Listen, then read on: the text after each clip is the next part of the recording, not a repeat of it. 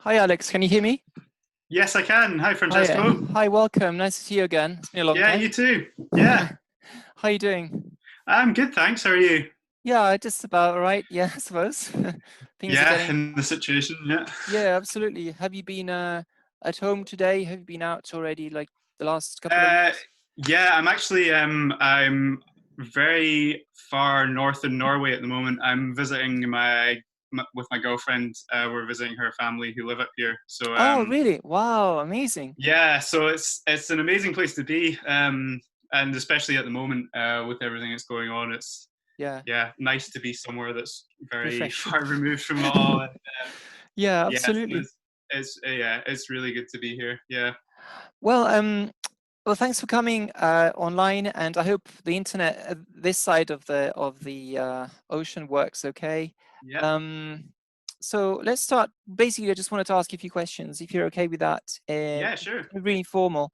Um, my first question is, well, let's just from memory. My first question really would be, how has the pandemic situation been for you? I mean, as an artist, I mean, Yeah, has it um, changed your situation? And how has it changed in the last 4 months?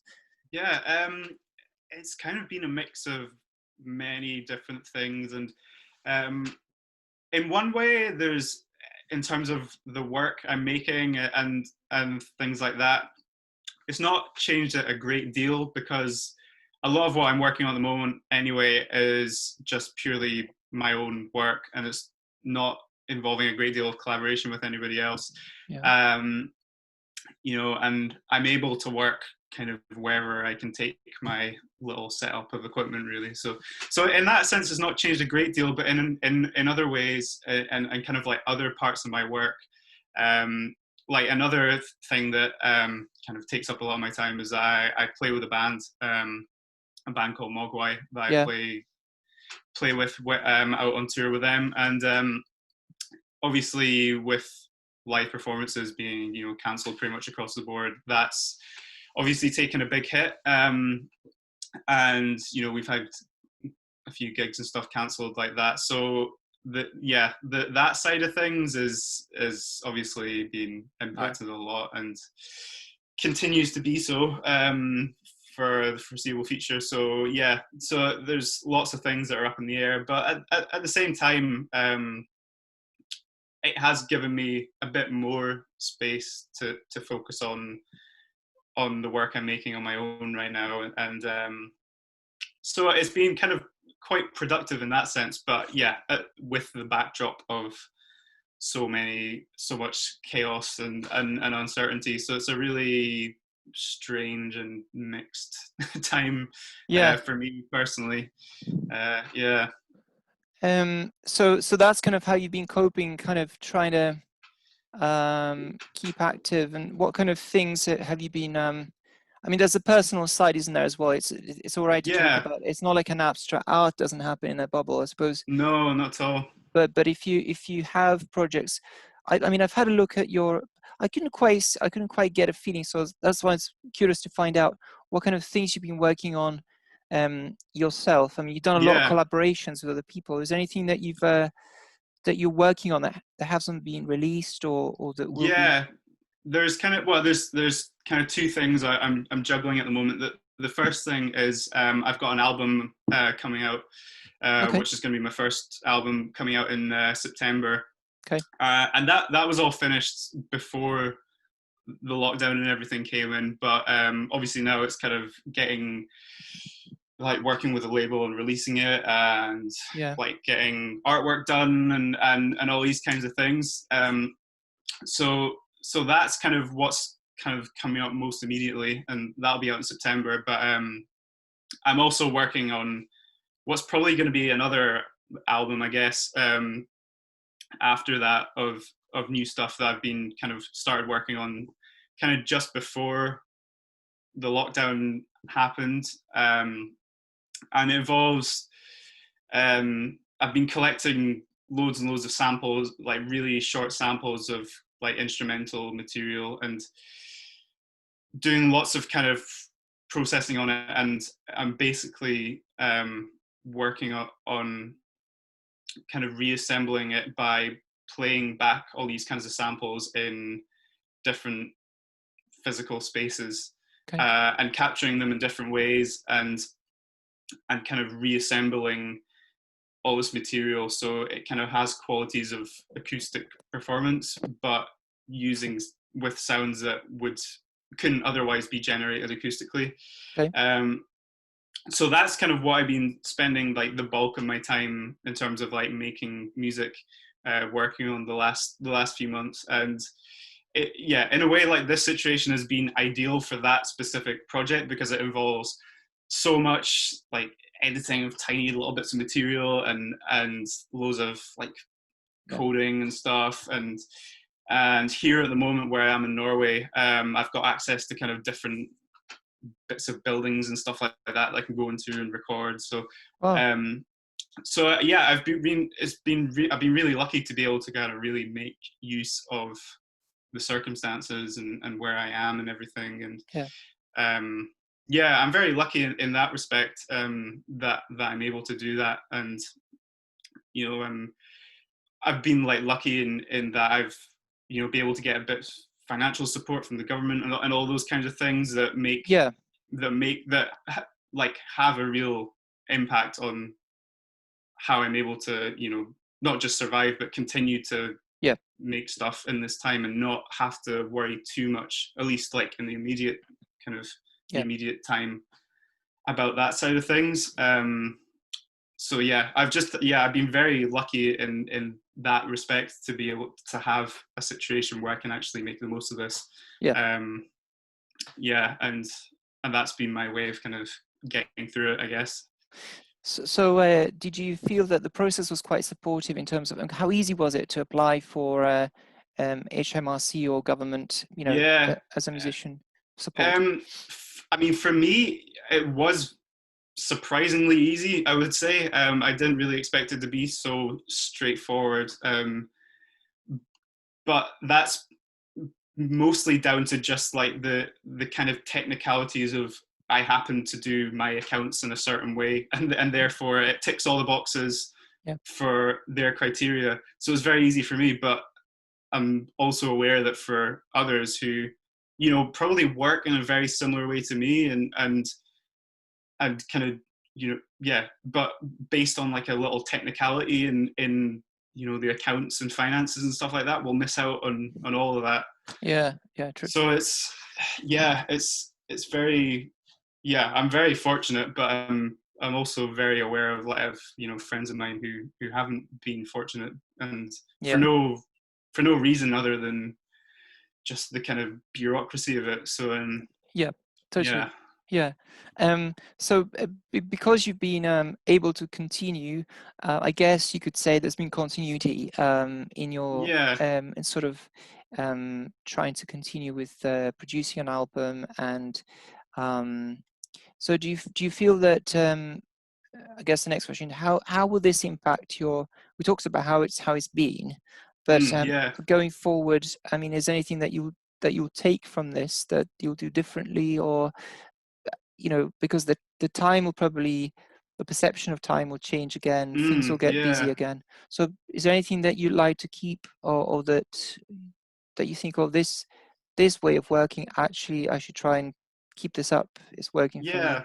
I mean, for me, in some ways, the way in which I work hasn't really changed that, a great deal, Yeah. because, I've been, you know, freelance and working on lots of different projects for, quite a few years now. And in terms of like my kind of solo work, for lack of a better term, that's, I've always had to try and like find Yeah. bits of time to do that, and schedule things in different ways. So I guess for me, and I guess like a lot of artists who kind of work in that way, I guess we've been maybe slightly better prepared for this kind of situation than Yeah. maybe some other people, because Yeah. we're so used to this kind of constantly changing set of circumstances. I know it's a lot more extreme now. I guess we had some sort of, practice in not just how her time works, and but also like financial things and stuff like that. There's Yeah. there's always been, I mean, at least recently anyway, there's always been struggles in all those kind of respects for people who do what we do, Yeah. and uncertainty and stuff like that. So yeah, I guess coming into this, it was kind of just like a more extreme version of what I guess myself and a lot of other people do. Um, I guess for me, like being not just having the time to focus, but also like not really having much option other than to like focus really intensely on one thing has been valuable, Yeah. in the sense that I've been able to kind of be quite productive, but Yeah. also I guess it probably has developed my way, or developed my kind of skill at being focused, if that makes sense. Like I feel like for me that's something I have to work at quite a Yeah. lot, like Yeah. in terms like focusing my attention on one thing, because I'm often involved in lots of different things, so it's kind of hard to that you could set aside a week to work on a project, but Yeah. it's not like, okay, 9 o'clock on Monday morning that week, you're in the mindset to start Yeah. working at full speed. It takes time to get your mind into the right place, Yeah. and all those kinds of things. So I guess for me, I've kind of, developed a more rigid routine, I guess, Yeah. which has helped me kind of make the most of Yeah. this kind of quite amorphous like amount of time, and like not having a sense of really how long this is going to go on for exactly. And Yeah. so I hope, like, coming out the other end, that I things, I don't think things are really going to be exactly the way they were before, when things calm down a bit more. But yeah, I think that I'll have definitely, yeah, honed that skill of Yeah. how to use time in that way, and how to get the most out of it. Yeah. I hope so, at least. Yeah. Are you getting more sleep? I mean, because night gigs are cancelled, so are you finding that your Yeah, sleep is like you have a better balance of sleep and daytime routines? I guess so. Yeah, I mean, because for me, like like a lot of the time, like in the last few years anyway, a lot of the time I've been away on tour with Mogwai, playing with them, and like that's often a crazy schedule in terms of like sleeping and getting up really early for flights or whatever, or time difference changes and all that. And then when I come back home, it's kind of like how it is now. I've got, the time is mine to kind of make of it what I Okay. will, or at least like it's mine to fit in other bits Yeah. of work and everything. Okay. So I've always kind of had this like weird kind of relationship between really chaotic scheduling and then trying to kind of like make my own thing in the times where it's not so defined. Yeah. But yeah, like I'm trying to like keep a really like regular schedule, and like that applies to sleeping as well. But I don't know if it like, yeah, I find it like hard. Sometimes it's just, I don't know, it's just like the amount of what's going on and the amount of information and how it's changing everything. Like I find it hard just to kind of like lie down and get to sleep. Like there's so much like for the brain to process at the moment, and Yeah. even my dreams have been kind of strange, like not really related to what's going on, but just kind of like things like that. There's just these little, I Yeah. don't know, subtle things that the brain is trying to make sense of and things like that. Yeah, so it's definitely interesting in that respect. Yeah. I'm thinking as well that there's a sense that there's a community coming together, and where people Yeah. say, "I do know my neighbours now. I can just come out the house and they're looking at me every Mm. day. There's nothing to do except say hello." So, Yeah. Yeah. have you sort of, do you feel that you've in your own home or in your environment, you've sort of familiarized yourself with some things more as you've been, because just as an interaction with people you don't Mm. know, because you lived in Cyprus for a while, Yeah. and then one of your pieces was kind of samples of the place, and then there's Scotland. Now it's Norway. Yeah. And then there's the touring with Mogwai. So to be kind of settled in one place almost forcibly, Yeah.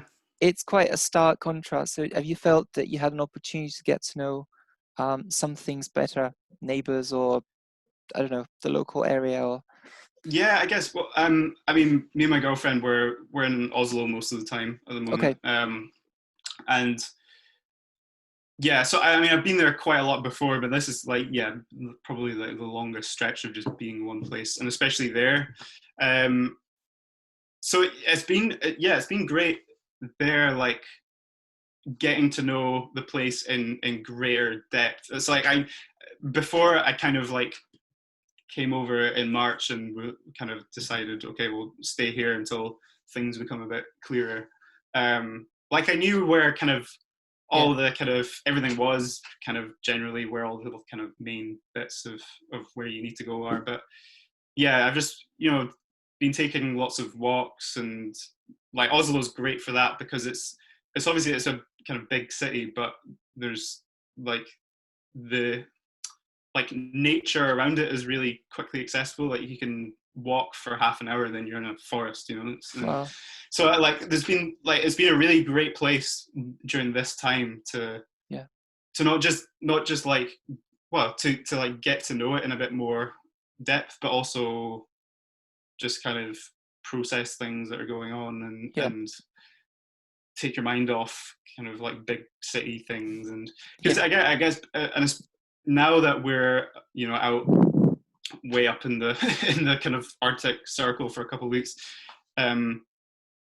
things are kind of like not that different to how they were before here, because I mean there's not been many cases of it here or any of the virus or anything here.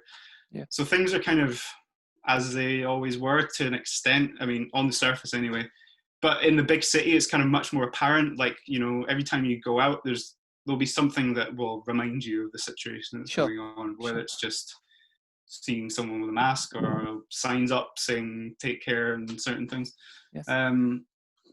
So yeah, it's been kind of it's been really interesting to engage with like the city in a slightly different way and see how it kind of responds to what's going on, but also how it's trying to like the community is trying to keep going through everything and retain some sort of sense of normality. And and like fortunately Norway has been very, I guess, not been too badly affected compared to a lot of places.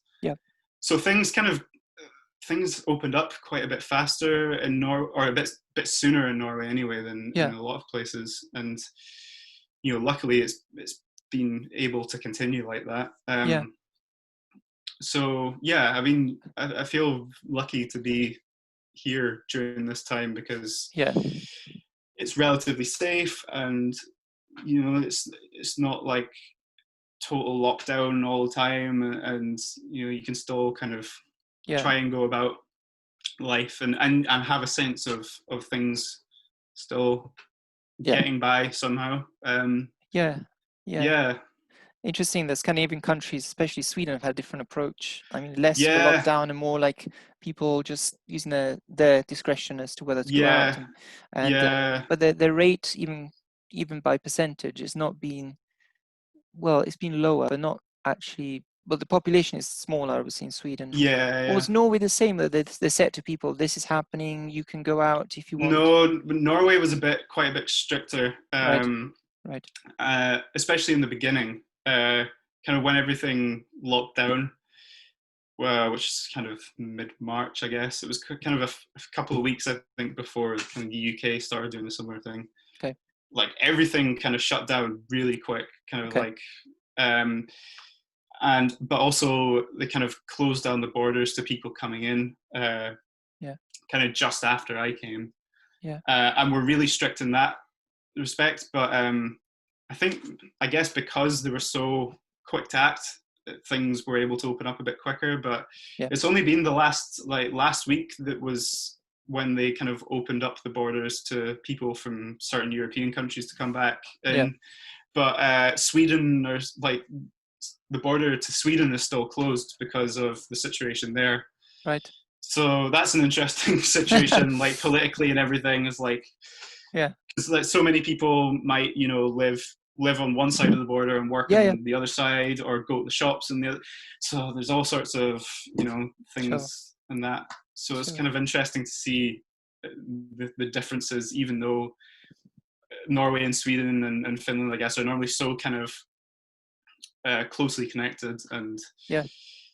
Yeah. Yeah. yeah, so it's definitely interesting, but yeah, it's definitely played out very differently in Norway and Sweden for sure. Um. So, so you're producing an album for September. Yeah. That's is there anything in that you've uh yeah, is there any element of this situation that you've incorporated in your sound making or sound art? Or Not really, because the album that's coming out in September was all finished before yeah, this.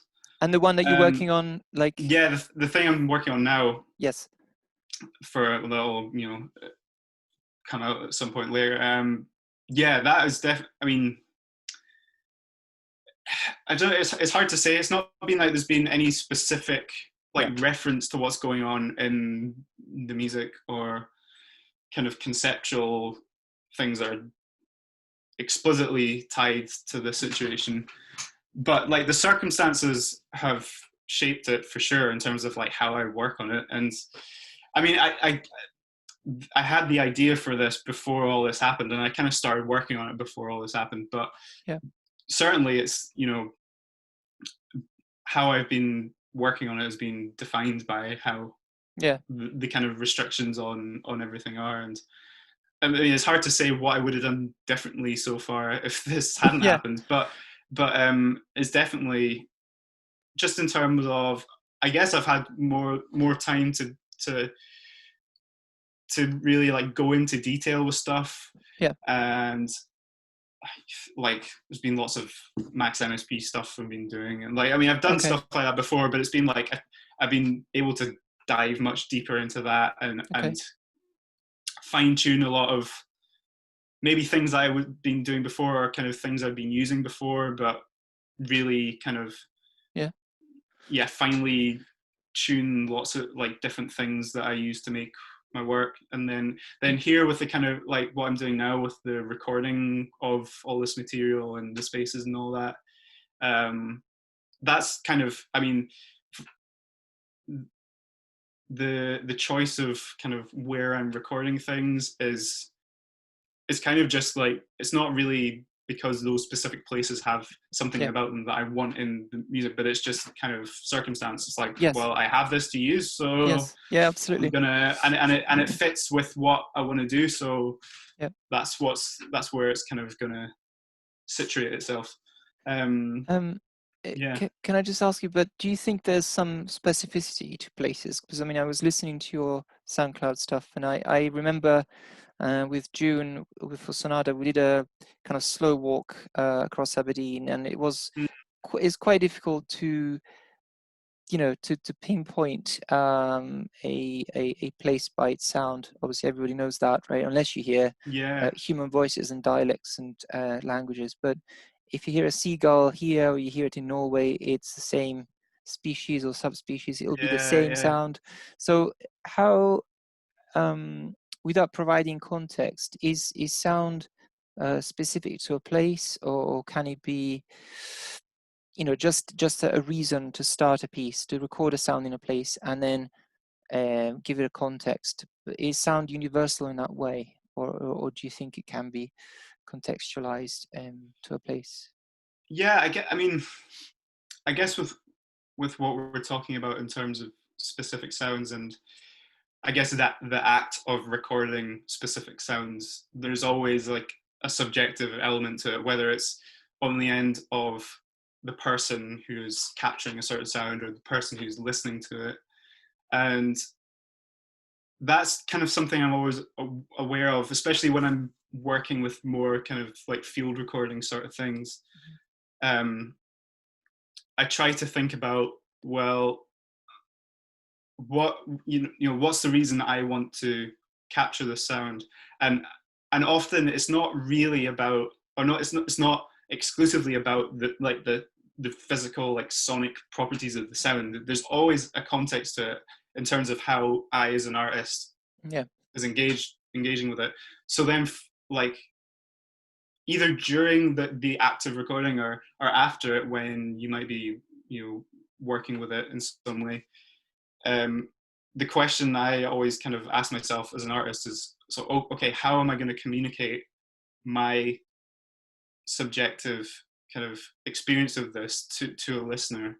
Or it not necessarily has to be, how do I make the listener experience what I'm thinking or feeling about this place, but how do I give some sort of sense of where this sound sits, not just in the space it's in, but the kind of the sense of place it's in.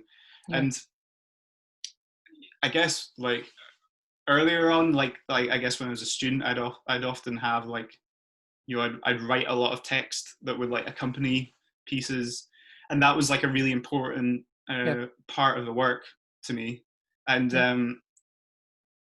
And so I guess, like, that's one way, and there's other kind of extra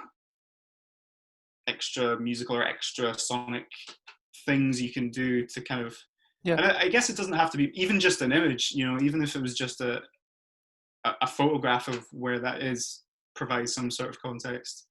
But there's so many ways of doing it, but for me, as, like, an artist, that is always really important. I think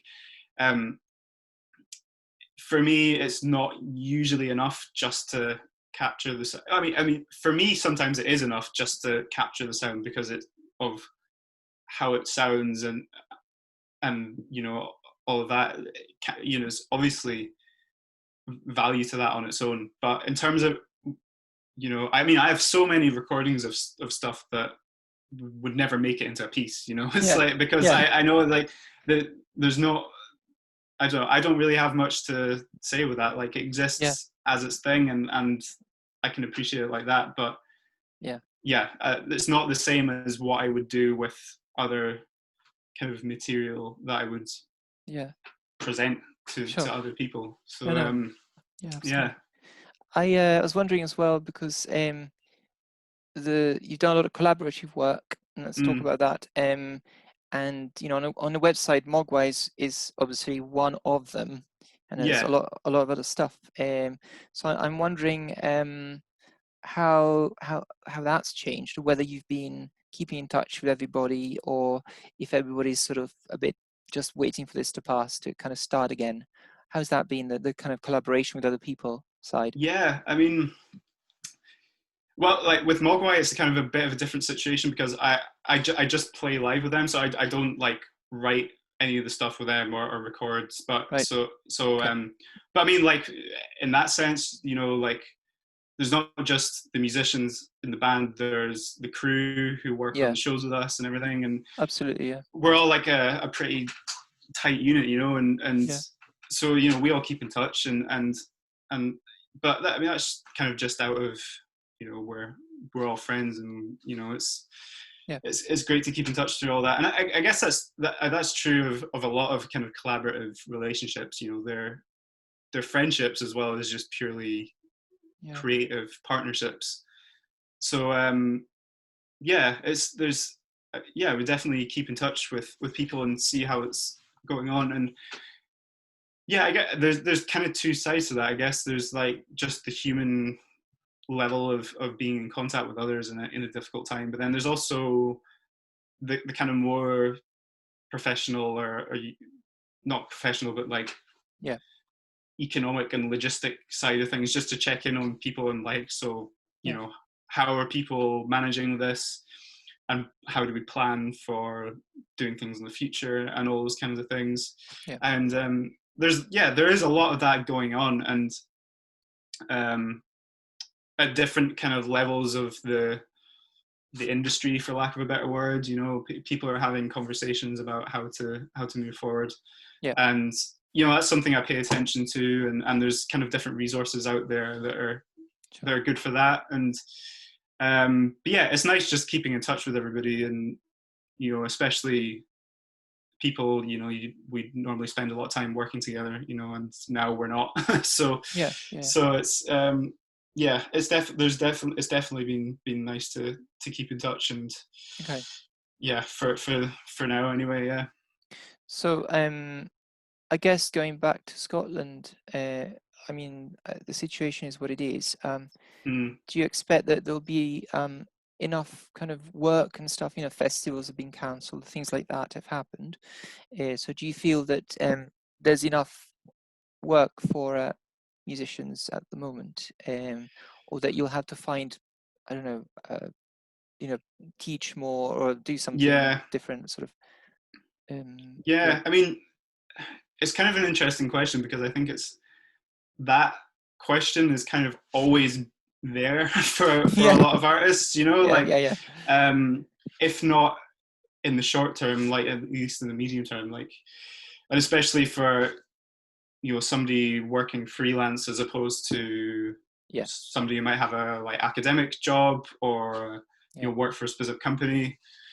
There's always that kind of thought in your mind of like, where is the next paycheck coming from, or at least, or yeah, yeah, in a year what's going to happen. And yeah, so like it's definitely something.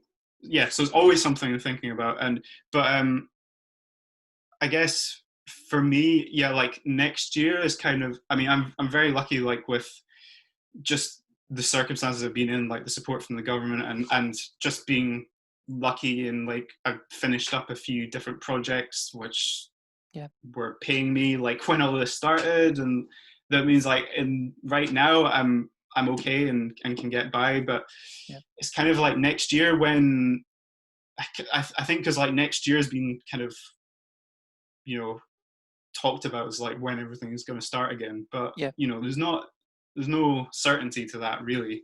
yeah, And true. if and when things start up, in what kind of scale things are going to be happening, Yeah, and things like that.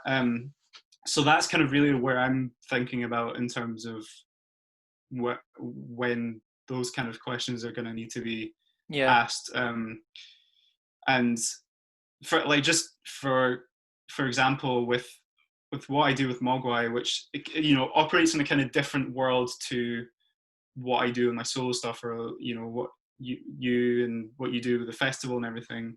yeah, That kind of, there's very kind of specific structures set up with like how the industry works. So with Mogwai, like they'll record an album, release it, and then tour for a year, 2 years maybe on the back of that. And then things go quiet for a bit and work on the new album, and then the cycle starts again. okay, So like this year is kind of like the quiet year of the cycle. Um, so yeah, it's like a big question mark. It's like, if that cycle doesn't return as usual, yeah, I mean, it's one thing for a band in that situation, because you know obviously like live performance is a huge part of like economically how things work for a lot of artists. And I think a lot of people outside of the kind of industry would be surprised at like to what degree that kind of extends to, in terms of yeah, live performance being the bulk of yeah, how an artist earns a living. And yeah, um so yeah, if that infrastructure is not there in the next year, for example, or isn't able to sustain as many people, then it's going to get very difficult, not just for artists, but for all the huge numbers of like yeah, yeah. people The chain who of, yeah, work in that industry. And yeah, so it's sure. yeah, it's kind of scary, but it's yeah, I think it's great that we have these conversations now. Yeah, So yeah, people can kind of understand how things work, and all the different kind of layers of things, and how all the connections, and kind of how things are dependent on each other, and things like that.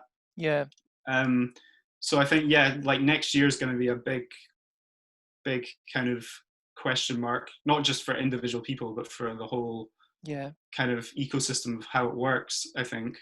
Right from kind of, you know, have it, you know, an obscure gig with like 20 or 30 people, right up to kind of, you know, arena shows and festivals. Absolutely, yeah. So yeah. Sorry, I didn't want to sort of throw a damper on the works. I had to ask the question. No, yeah, it's definitely, it's, you know, it's what we're all thinking about for sure, you know. And so what does the future look like for final question for you personally, and in your view for all of us sort of in, you know, after COVID, and we talked about how it might be difficult, but is there anything, for example, you talked about live shows being really important. There was this kind of idea that, well, music of the future was going to be digital and people will go out less. Just like when, you know, VHS tapes started and then what have you, DVDs. Every time there was a new wave of technology for home use, people would say, oh, people won't go to the cinema anymore. Wrong. So I guess it changes, but it doesn't really cancel the live element. People still want to go and see the band. So, but has there been any change in the kind of, you know, like the Foo Fighters have re-released their old song times like these, and some platforms are terrible for live music, and some are better. So have you had discussions, or do you know of that side sort of picking up because you have to adapt to try and make a living? Has that kind of happened in your kind of, do you think that will happen more, or? I think it definitely could, but I think, it's a really interesting topic because in some ways, I think all of what people are talking about in terms of, I don't know, like streaming performances and I guess like online content that, you know, beyond, you know, normal recorded content, I guess. And all of that has been going on for like quite a while, you know, already. It's not like a new invention, like live streamed gigs or anything like that. And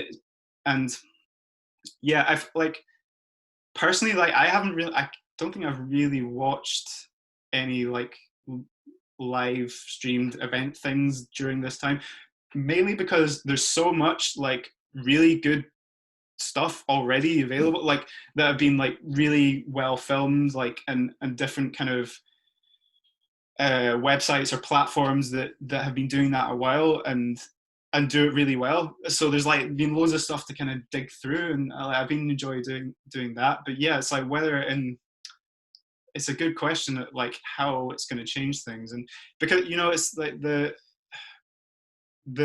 digital kind of revolution in music and all sorts of media is, you know, it's been with us, you know, 20 odd years, I guess now, and at least, and has already caused so much change. But at the same time, it hasn't stopped people going to gigs. In fact, I think it's probably had the opposite effect, if anything. You know, it's, you know, like when I was growing up, like as you mentioned, like I lived in Cyprus, which is like when I was a teenager and stuff. You know, we didn't have like loads of bands coming there on tour, or like artists coming to do things. Like there was, you know, a good amount of stuff going on there, but in terms of like stuff from other places, you know, you had to go online to kind of experience that. So like for me, like a lot of my kind of experience of music and getting into music and art in different ways was all like online. And you know, and because it was such a like vast resource, when I was finally like when I moved to Glasgow, like to study and everything, where I was somewhere where there was like loads of like people coming through on tour and stuff, and gigs and stuff, like I was just like, right, I'm going to take this all in. And I think it only, you know, drives people more to those kind of experiences, I think. And I think, I don't think there's really going to be any, at least not in the near future, thing that replaces that experience. Totally, absolutely. Can I just pause you there for a second? Sorry, I've just got to check on something. 1 second. That's okay. So sorry, I lost my thread there.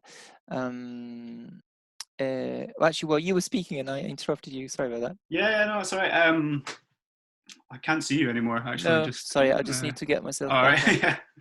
Yeah. Yeah, but yeah, actually, is it okay to keep going? Yeah, sorry. Right, here we go. All right, great. Sorry about that. Yeah. Yeah, I was just thinking about like specifically how it relates to like my work. Um, you know, like I've done quite a few like live things of my work recently, and in those, like, why, for example, I don't really think my, you know, my solo work and like what I'm going to be putting out in September and everything is really suited to doing like a live stream gig or anything like that. And Yeah. because I guess like this applies to, I guess, a lot like kind of electroacoustic composers and things like that who do like diffusion and stuff. Yeah. Like, it's not really about the material being like performed live necessarily. It's about like the physical experience of being in a space with that sound. Yeah. Whether it's, you know, diffused over a like, you know, 48 speaker array or something, or just like a simple like PA, but just, you know, turned up loud. You know, there's like, Yeah. it's the physical experience is what it is. And like when I perform live, there's not really much that's material wise is different from what would be on the recorded form. I Yeah. mean, there's some like differences in terms of like processing things and all that, but it, like at the core, it's the same thing. But it's being in the space that makes it what it is. So I think, yeah, for somebody like me and other artists who kind of do similar things, I think, you know, I wouldn't personally really want to go down that route. But I mean, there's having said that though, there's definitely ways to make it interesting for sure. And there's like people doing and especially collaborating with other people, like whether it's, you know, visual artists, for example, doing something, Yeah. and, you know, creating something that's designed for that medium. I think, yeah, there's definitely really cool possibilities, and like people have been doing stuff like that for a while now. So Yeah. in that Definitely. sense, you know, if a kind of byproduct of this is that things like that are kind of strengthened and given more of a platform and things like that, and that's great. But Yeah. for sure. And Yeah.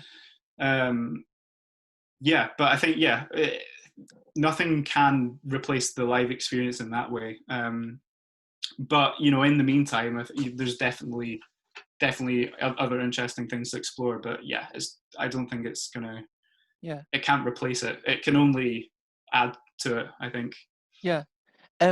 You came to Aberdeen in 2016, and I think Yeah. you were graduating that year, I think. Yeah, that's Just right. about. Yeah. Yeah.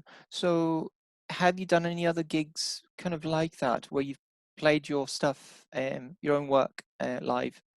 I'm Yeah, I've sure done. you have, but Yeah, I mean, with what I did in Aberdeen, that was quite a specific kind of piece that I had made before. That was kind of like quite a site specific thing, and it was kind of like recreating that. So it was kind of that, what I did there was specific to that thing, but like what I've been doing since then has been, I guess, less kind of specific to certain events, and more I've been taking the time to kind of like work on my music and stuff, and then think about how I'm going to present it live afterwards, so rather than it being kind of a thing designed for a specific event or specific space or something, which is like a lot of what I was doing before. Since then, I've been doing kind of aspects of that, but I've been trying to focus more on just the kind of music itself, for like in a kind of more abstract way, I guess. And then when the opportunities come up to perform, then I kind of see how I can transform that into a live thing. So I've been doing it, like in the last couple of years, been doing that a lot more, and but in more just kind of normal gig situations, like, you know, in a kind of venue, and there'll be a couple other people playing and stuff like that. Yeah. So yeah, that like there's definitely been a change in what I've been doing since then. And I think kind of specifically to do with like after graduating from like a kind of academic setting where that's where I was for 4 years, and most of what I was doing was within the context of not necessarily just the institution, but the kind of that way of working and way of engaging with art and things like that. And obviously coming out of that, and also like I started playing with Mogwai like right after I graduated, or a few weeks before I graduated actually. And obviously like being in that world, which is very obviously really different from the kind of academia world. Although I'm not sure if it had a specific kind of impact on the like specific musical impact on what I make, but it's definitely gives you a different perspective just being in a different situation like that. So it's definitely like there's definitely been a big change in those 4 years in terms of not necessarily like how I think about music or make music, but just in terms of how I approach it. And yeah, it's kind of hard to pin down, but yeah, obviously like that kind of change of experience has definitely made an impact. And yeah. Are you looking forward to performing your kind of work to an audience, a live audience? I mean, not more like your own, because I mean it must be quite a, you know, when you don't have it anymore, it's not a choice. It must make it even more precious.